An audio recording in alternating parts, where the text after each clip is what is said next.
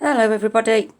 I'm going to be reading Wild Boy by Rob Lloyd-Jones, the book that we did start before all this situation began.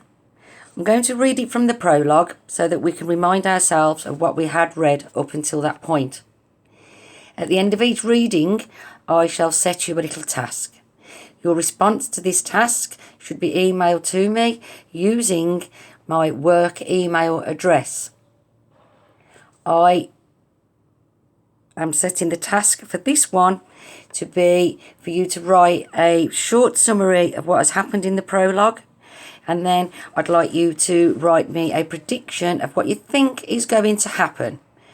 All I need you to do right now, though, is just to sit back and to listen carefully and follow the pages. I hope you enjoy this. Prologue. Southwark, London, May 1838. That night, the night the showman came, the moon was the colour of mud. Above the houses, the sky turned from black to dingy brown as a thick fog crept over the city. The monstrous mud-brown cloud rose from the river.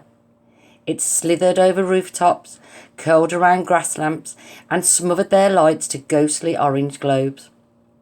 It crawled along the riverbanks, swallowing the warehouses, workhouses, and tumble-down tarry black houses that leaned over the dark water. Doors were bolted. Shutters slammed. Even the rats in the alleys froze in fright as the cloud came rolling in. The fog swallowed everything, but not the showman. His gloved fist banged on the workhouse door. No reply. He banged again. There came a clunk, a thunk. A hatch in the door slid open and bloodshot eyes glared through. "Who the devil are you?" demanded a voice. "I'm here for the boy," said the showman. The eyes in the hatch narrowed. "What boy? There are dozens of boys." The showman leaned forward, revealing his face in the shadow of his crooked top hat. It was a terrible face. Ridged with so many scars, it looked like he'd been sewn together from patches of skin. There were whip marks, knife cuts, and scratches from nails. There were bite marks and burn marks and cuts from a saw. One long gash ran like purple war paint over his bony nose. He stroked it with a finger as he leaned to the hatch and spoke in a growl. "The boy," he said. The bloodshot eyes widened. "Oh, the boy. One moment." Another thunk. Another clunk. The door swung open, revealing the owner of the bloodshot eyes, a plump, greasy individual who had been in the process of devouring a roast chicken. He wore the bird like a glove puppet, one hand inserted into its neck cavity so he could bite chunks from whichever part he pleased. Nibbling on a scab of skin, he eyed the showman warily. "My name's Bledlow," he said. "I'm the master of this place." The showman didn't reply. The master swallowed the skin. "You got the money?" "Not till I seen the boy." Composing himself, Master Bledlow unhooked an oil lamp from the wall. "Follow me," he said. He led the way down a dark and dingy corridor. Cockroaches scurried into cracks. Damp glistened on bare walls.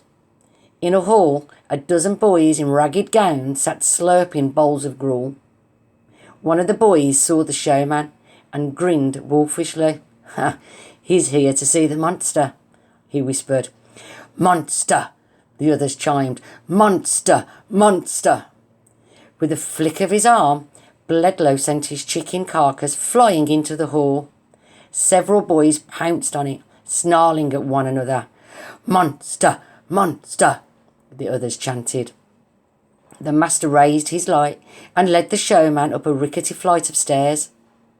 At the top was a wooden door with a warning scratched in charcoal. "Wild animal, beware." The master glanced at the showman. "We keep him in here on account of the fighting." "Fighting? Because of how he looks." The door opened with a groan, and they stepped inside. The room was musty and dusty and stank of damp. A ragged crow was perched in a narrow window, its eyes gleaming like black diamonds in the lamplight. Beside the window, another animal nested among a bundle of sacks. No, not an animal. It was a boy. The boy sat very still, staring out of the window. "That him?" the showman asked. Master Bledlow raised his lamp so its light fell on the boy's back. "See?" he said. And now the showman saw. The boy was covered almost completely in hair. Dark brown hair, matted and tangled with dirt. It grew all over his back, his shoulders and his chest. A dark swathe hung from his head, and a thick layer spread all over his face, smoothed and parted down the middle. It hid the boy's features completely, apart from two big eyes, big like an owl's eyes. Startlingly green, they sparkled even in the murky light of the moon. As the boy sat perfectly still, those eyes moved at incredible speed, watching the foggy scene outside. "Boy!" the master said. The boy didn't turn, didn't even flinch.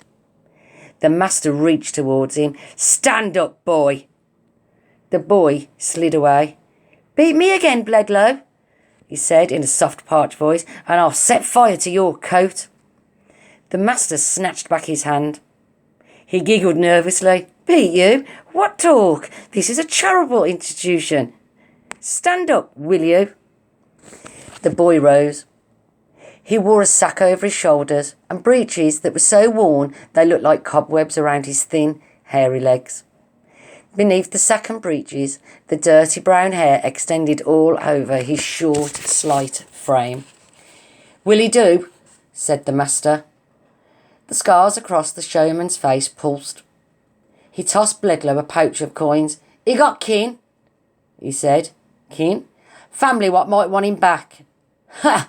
Whatever family this boy had dumped in on my doorstep 8 years ago. Ugly little baby too. Thought he was a drowned rat. What about a name? Never gave him one. What's the point? Some of the boys had a few suggestions though. Just for fun. How about Hairy Harold the human doormat? Or Billy the baboon boy? Wait. This is my favourite. The wolf that ate Red Riding. Wild boy, said the showman. For the first time, the boy turned. His emerald eyes considered the showman, and he repeated the name softly. Wild boy. You must be wondering who I am, the showman said. It was not a question that expected an answer. But now the big boy's eyes began to move again, taking in every inch of the showman, his boots, his top hat, and each scar on his shattered face. It was almost as if he'd fallen into a trance. So fast did his eyes move, so still was his head. The boy blinked. You're a showman in a travelling fair, he said. Boy! The master snapped. But the both eyes remained on the showman. You were born somewhere near the coast, with a birthmark covering half your face. Your dad beat you for it with a belt and a chain, so you ran off to the navy. Boy! But you were kicked out and whipped, probably for stealing.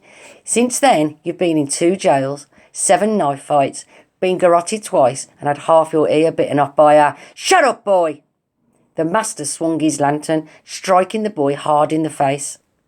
There was a burst of sparks, and the room plunged into darkness. A coil of smoke drifted through the dark, tinged with the scent of burnt hair, and then, scritch, scratch, the lantern flint struck. A streak of light broke the dark. The showman felt the stub of his missing earlobe. For the first time, his cold eyes thawed. He looked uncertain, scared even. How the hell did he know all that? He said. The master gave another nervous laugh.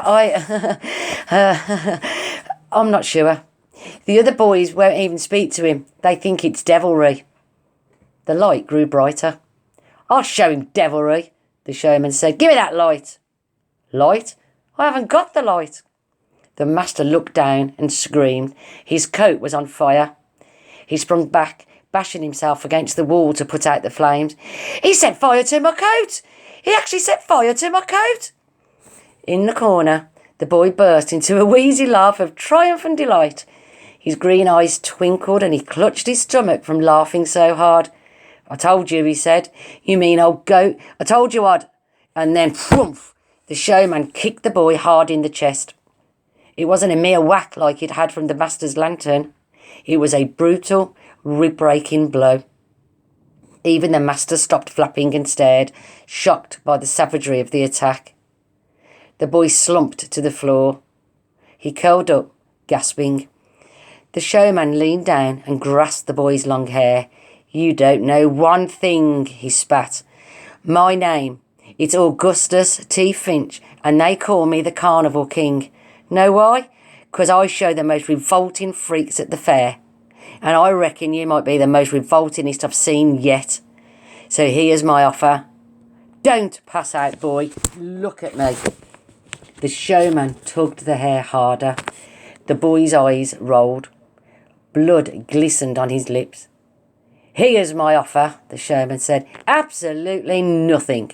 No pay, no holiday, and sure as blazes no treatment as generous as you've had from this here master. All you'll get is food, a roof and work. Times you'll wish you were dead. Others you'll feel like you was. You'll get spat at, beat up plenty. One freak I showed got stabbed just for looking at a fella the wrong way. Joke if it was, he had no eyes. So that's my offer. Take it or leave it. Tears soaked into the hair on the boy's cheeks, but he gritted his teeth and fought back the pain in his chest. Will I see things? He whispered. The showman glanced at Master Bledlow, puzzled by the question.